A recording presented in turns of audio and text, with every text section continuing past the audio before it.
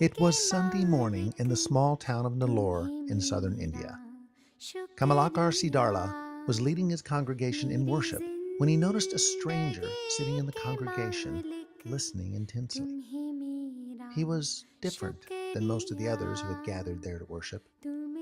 By his appearance and dress, he was obviously a tribal man from a nearby village. Some would say an untouchable. Troubled and somewhat fearful, he approached Kamalakar at the end of the service and told his story. The people in his village were terrified.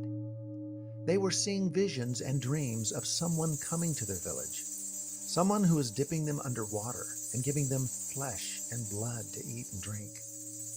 In their culture, dreams of water and blood are considered bad omens. They foretold of imminent destruction, perhaps destruction to their entire village.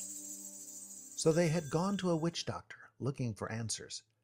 He had none to give them. They went to a Hindu priest, and he too had no explanation. So they went to a mosque and visited a Muslim cleric, and once again, he had no idea what these troubling visions could mean. Finally, out of desperation, they had sent him to this Christian church. Perhaps there someone would have an answer. Kamalakar Siddharla smiled. He knew what their dreams were about. From the scriptures, he explained how God had given his son Jesus Christ to die on a cross for the sins of the world.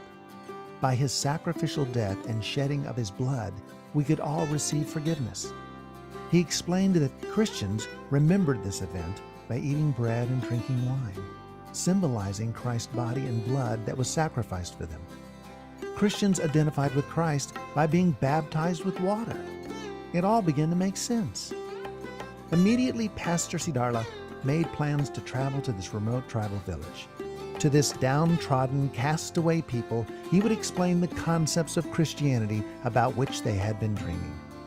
He had no way of knowing how he would be received. The response was eventually tremendous. The people were delighted and desperate to know more about God.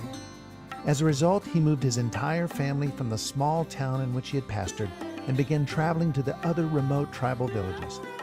From the efforts of just one man willing to serve God, hundreds of tribal evangelists have now emerged. Today, there are nearly 300 churches and 2 orphanages. India is indeed ripe for the harvest. The need is always for more laborers.